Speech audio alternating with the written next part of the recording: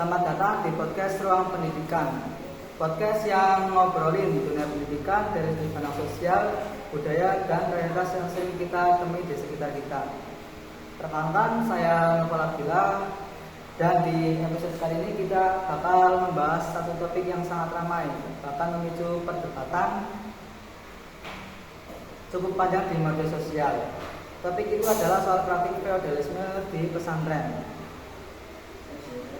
Belakangan ini ada video viral dan menampilkan kehidupan pesantren dengan narasi bahwa pesantren masih sangat feodal. Santri digambarkan turun batu, kiai tinggal punya kuasa besar, bahkan ada yang menyebut santri seperti tidak punya ruang bersuara. Sebagian orang setuju dengan kritik ini, tapi sebagian lainnya merasa pesantren justru disalahpahami dan dinilai secara sepihak. Nah, pertanyaannya, apakah pesantren memang masih feodal atau jangan-jangan kita yang keliru membaca sosial pesantren? Untuk membahas ini, aku sudah bersama narasumber yang memahami tren dan pendidikan. Halo, apa kabar Mas Khalil? Alhamdulillah baik, terima kasih sudah mengundang. Topik ini memang menarik dan penting untuk dibahas secara lebih tenang dan objektif. Baik, kita mulai dari jalur dulu ya. Kenapa sih menurut Anda pesantren itu sering banget dikaitkan dengan istilah feodalisme, terutama oleh orang-orang di luar pesantren?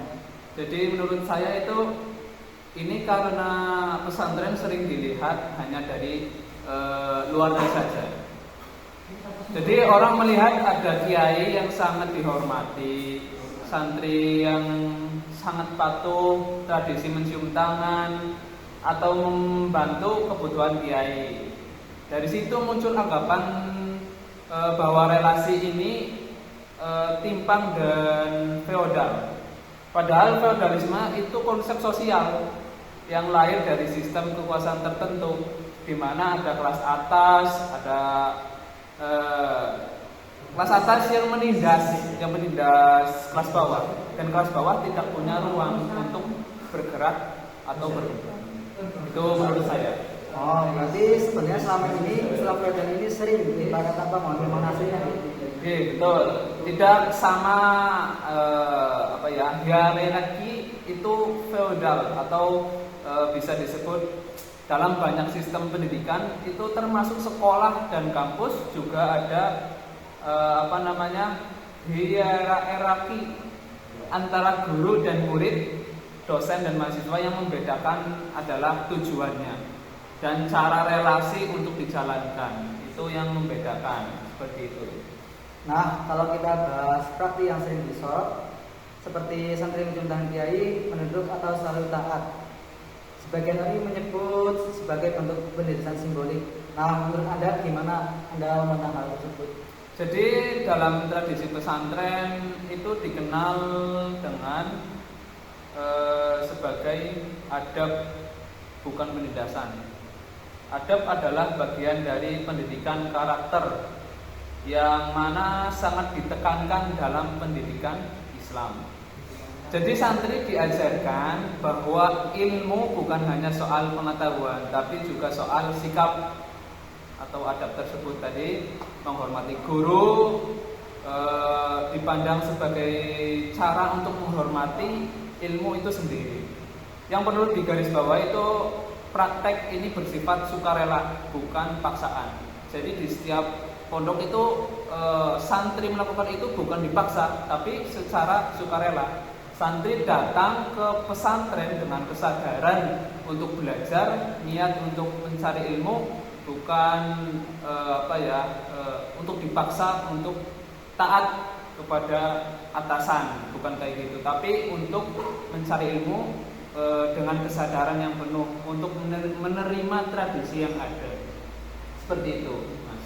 Nah, tetapi kan itu di media kan banyak yang bilang atau mengatakan bahwa santri itu terlalu patuh sampai nggak berani kritis. Itu gimana tanggapan sampean sebagai santri? Jadi menurut saya yang pernah santri menjadi santri itu generalisasi atau bisa disebut di banyak pesantren diskusi, perbedaan pendapat, bahkan debat kitab itu hal yang biasa. Itu di pesantren itu hal biasa. Hanya saja kritik disampaikan dengan adab. Pesantren mengajarkan bahwa kebebasan berpikir harus dibarengi dengan etika. Bukan hanya enggak sembarangan untuk kebebasan berpikir itu enggak sembarangan. Jadi begitu. Nah, kalau kita tarik dari perspektif sosial pendidikan, bagaimana sebenarnya posisi pesantren itu sendiri? Jadi dalam sosiologi pendidikan, pesantren adalah lembaga yang mana menjalankan fungsi sosialisasi nilai, tidak hanya mentransfer ilmu, tapi juga membentuk kepribadian sosial santri. Ada konsep yang disebut hidden curriculum, yaitu nilai-nilai yang diajarkan secara tidak tertulis. Di pesantren ini terlihat dari kebiasaan hidup sederhana, disiplin, saling menghormati, dan tanggung jawab. Jadi di pesantren lebih bersifat condong ke moral atau keilmuan, bukan ke kelas sosial, bukan. Buktinya banyak yang santri yang kemudian menjadi kiai, guru, dosen, bahkan tokoh-tokoh di masyarakat, seperti itu. Nah, kalau sistem feodal sendiri itu seharusnya mobilisasi itu tertutup atau gimana? Jadi ya kalau ditanyakan sistem feodal seharusnya mobilitas sosial itu tertutup. Ya emang iya, betul.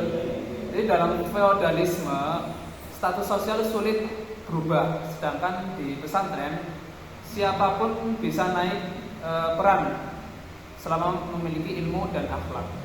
Siapapun di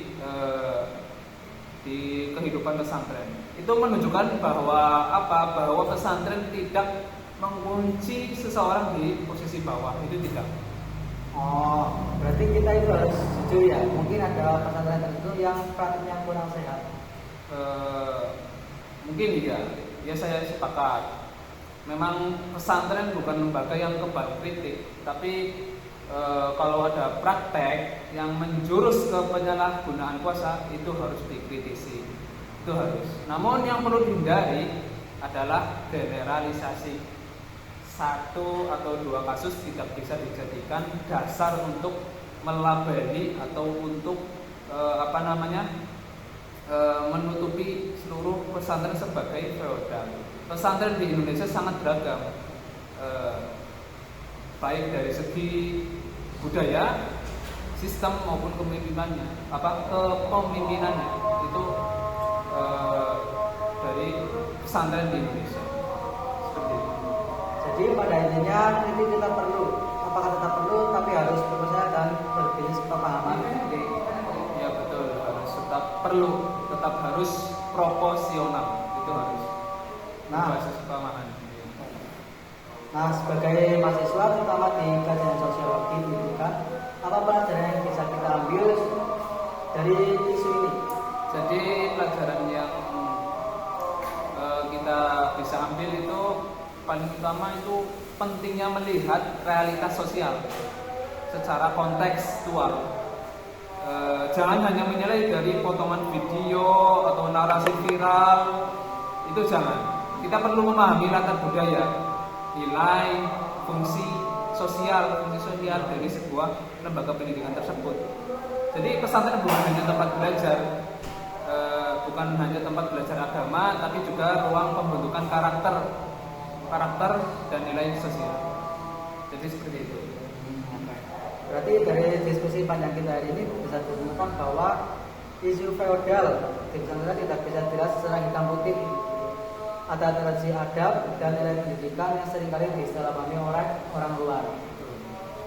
Sebagai mahasiswa dan pendidik, kita dituntut untuk lebih kritis tapi juga adil dalam menilai realitas sosial. Ya, terima kasih banyak buat narasumber yang sudah berbagi pandangan. Semoga juga kita bermanfaat dan menambah wawasan kita semua. Saya Muhammad Abdullah diri, sampai jumpa di podcast berikutnya. 10 menit coy. Tim modal cepet